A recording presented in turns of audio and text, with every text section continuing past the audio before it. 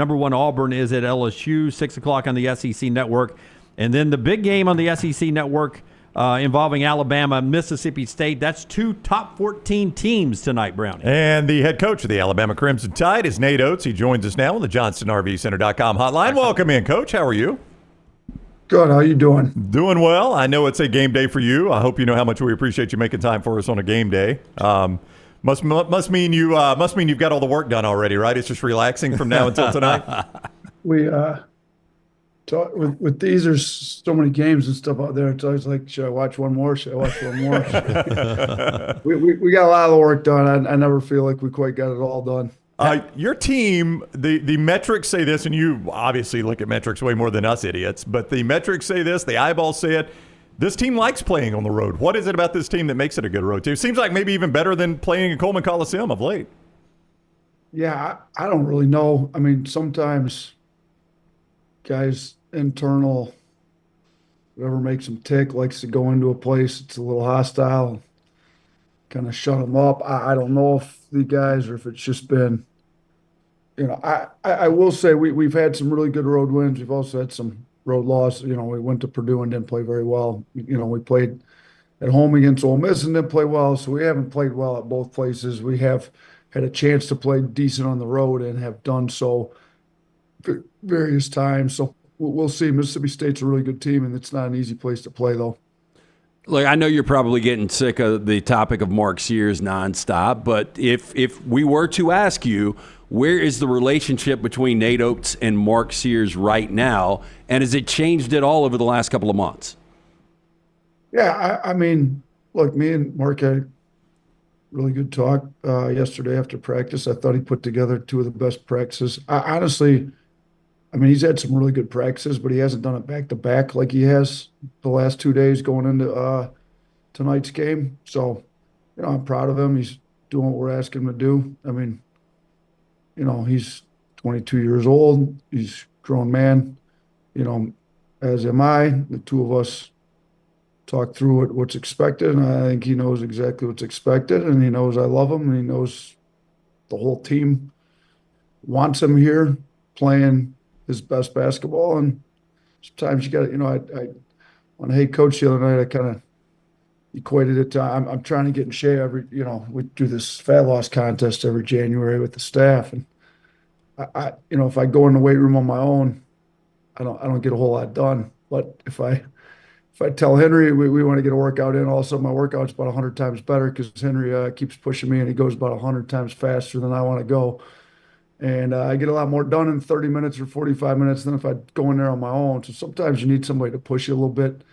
And, I try to read the proverb of the day. It tells you if, as a parent, you love your son, you discipline him. Well, I love Mark. Sometimes we need to push him a little bit. And I think he understands. We're just trying to push him, make him better. And I think he's going to be a lot better for it. You mentioned the players wanted him there. I'm watching the bench in the second half the other night, and Aden Holloway sits next to him. At one point is talking and patting him on the leg. Grant Nelson actually put his arm around him one time and was talking and comforting him or coaching him up or whatever was going on there. What does that tell you about the closeness of your guys to see a Holloway, a Grant Nelson, a Chris Youngblood go by there and spend some time with Mark Sears when they weren't in the game in the second half? You know what? I think we've got really good guys, including Mark. I think they all know. They've all said they want to hold each other accountable. Talked about the leadership this team needs, that the accountability it needs. They talk about building the right habits. Those kind of 3 words we've kind of embraced over the last month. And I think guys know. I mean, we teach it too. Part of our selfless love, our core value is if you really love somebody, you want what's best for them. Whether it's good times or bad times, the Mudita thing's real. Guys really do get happy for each other and feel real joy when other people are successful. So, and they know he's our best scoring option. So we've got other really good scoring options, but he's the one that's proven to be the best scoring option. He can also really guard when he puts his mind to it. And, he can also lead, which he's shown this year when he decides that's what he wants to do. So we need his leadership. We need his defensive ability. We need his playmaking ability to be the best team we can be. They all know it. They all love him. They're trying to make him better. They're trying to help him out. So I think we got a really good group of guys. Okay, Coach, last Mark Sears question for me, but any correlation between the Illinois second half of him sitting back in November and him sitting the second half against LSU? Yeah, I mean, it's a little bit different. Yeah,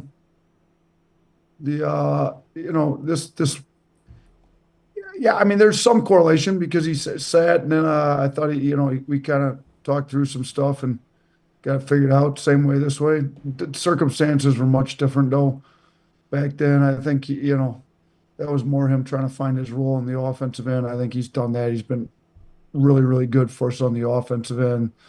This is a little bit different circumstance that way, but I think, shoot, Mark Sears is one of the best basketball players ever played at Alabama. We're just trying to get him to reach his potential, but he's got bigger goals than just being one of the better players to play at Alabama. We want to do things as a team that never been done around here, and he wants to be better than just a really good college basketball player. So he's got to be held to a little bit higher standard, and that's what we're doing here. Coach Nate Oats with us, Alabama, Mississippi State tonight. Chris Jan's team has been you mentioned it's a tough game. He's got him in the top 25. This guy has been nothing but a good basketball coach. What do his teams do? And I think you coaches think of him as a really good defensive coach. What do his teams do that makes it difficult for you? Yeah, I mean, they play really hard. Look, so Jans was a head coach at Bowling Green back when I was an assistant at Buffalo. And I mean, everybody grows as a coach over time, but I think there's some base things that coaches do no matter where they're at. And I think the stuff he does really, really well is he gets his teams to play ridiculously hard and they're really tough. So that hasn't changed. It's been the case for all of his teams everywhere I've known him. And they're continuing to do that. They get a kid, Cam Matthews, I think one of the best, rebounders, tough guys. He's gotten more skilled. They're playing him in more pick and rolls, but he's got Hubbard who really scores. And I think, James' offense has evolved as, a lot of coaches do, but I think this offense has gotten really better. He's kind of modernized it, a lot more 5 out. They don't throw it in the post nearly as much. So, they've got some really good, Harris, Hubbard, Melendez, some really good perimeter guys go with Matthews, and they got good, tough bigs. They got a kid, Keyshawn Murphy from up there in Birmingham that's been scoring double figures off the bench. So, well, we've got our hands full, but, we've seemed to answer the bell when it comes to playing some of these tougher teams. So we're just going to have to step up and do it again. There's no better league in the country, and I don't think there's a better defensive league in the country than the SEC. But I'm looking here, Aden Holloway is shooting 63.8% in SEC play. What's clicking for Aden right now in his shot? It's such a beautiful shot. Oh, no, he can really shoot it. I think he found where to get the appropriate shots in our offense. He got comfortable with it. Last game, his field goal percentage took a little bit of dip. Sears wasn't playing the second half. I think, that speaks to what Mark does for the rest of the guys on the team when he's in there. He can really attract a lot of attention, which opens up better shots for his teammates when the ball's moving. But, Aiden's really a really, really skilled player. He's one of the better shooters I've ever coached, like right at the top. And we've been able to get him open, shoot, and then he takes appropriate shots. I mean, he's finishing the shots he takes at the rim because he takes the appropriate ones. He's taking appropriate threes he can make. And for a guard I think he's second in SEC in field goal percentage right now. He's first before last game. It's pretty impressive for a guard his size to be able to do that. If I took you back to that marathon game against Memphis that we did on TV with you in the preseason when nobody could foul out, we were there for like 3.5 hours, freezing under that ice under the court. That was our experience. I don't know what your experience was. But if I told you this is what you got out of Aden Holloway, is this what you expected? 21 minutes a game, 11 and a half a game? Yeah, probably not. Yeah, that 3-hour game was a debacle. Yeah. That was brutal, Coach.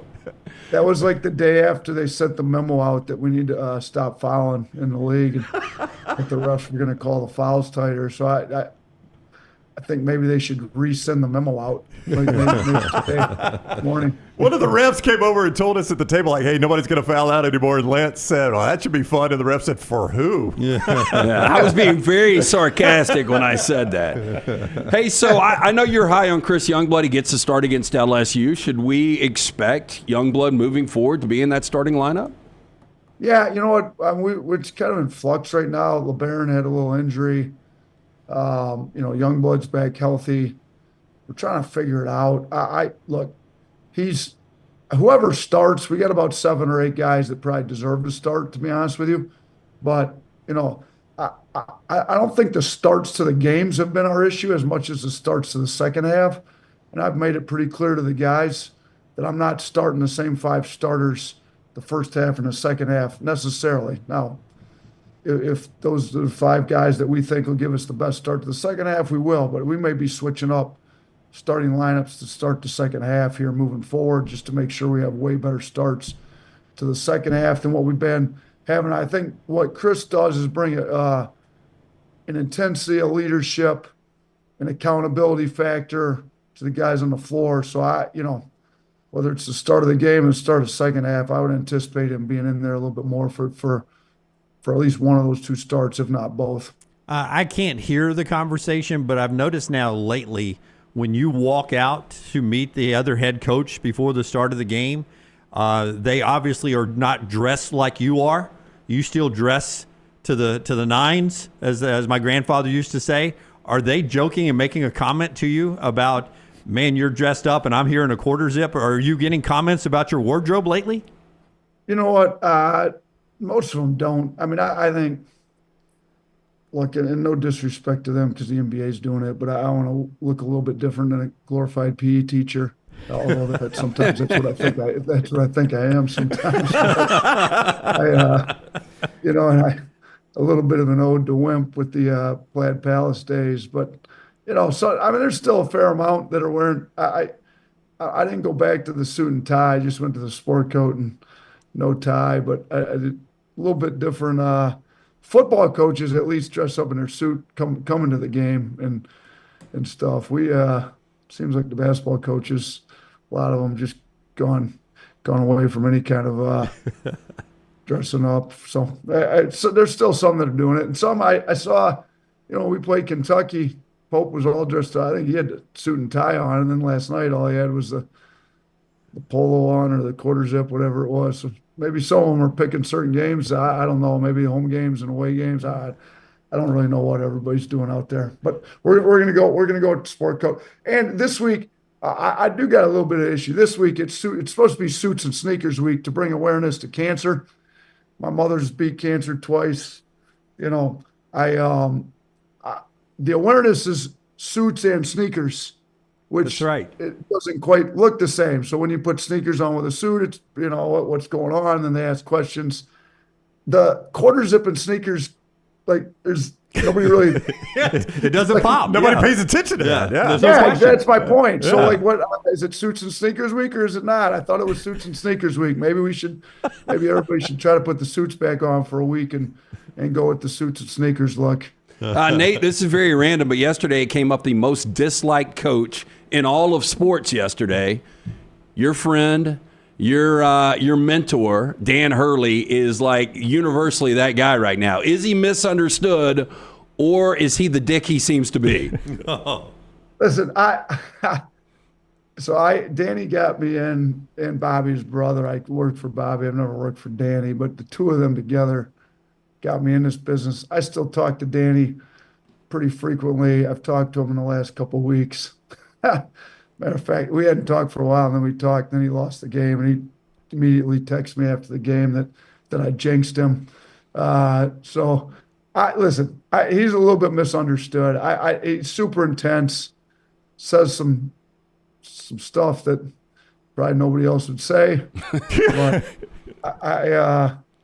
I say some stuff that people don't most other coaches wouldn't say either. It's just maybe I haven't won at the level he has, or his relationship with the refs, I think tends to get him in that category a little bit too. So maybe maybe that's part. I've tried to look. I don't have a T yet this year. I've tried to be a little bit better with the refs. I tried to, one of my other good friends is TJ Otzelberger. He doesn't say a word to the refs, so I'm very close to the two guys that are probably on the opposite ends of the spectrum.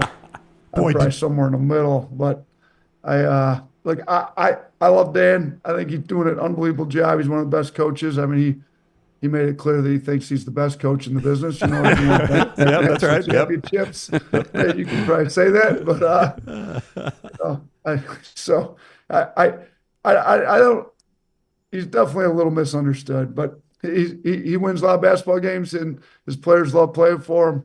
And he's getting the job done at a pretty high level over there. You can't be the most disliked coach in all of sports unless you're highly successful. That's true. That's right. That's the way it is. You got to win. That's right. I found that out when I was a high school guy. The more I won, the more people didn't like me. When I'm here, the more I win, the more people don't like me. So, check your guy TJ after Arizona hit that half quarter on him. He didn't move. He didn't move for like 30 seconds. He just stood there and stared at it. That was tough. I texted with him after that too. Yeah. I mean, it's like, do you foul with 2 seconds? Like the chance of hitting that shot so minimal. I know. I probably think he did the right thing. You probably don't foul there. Yeah.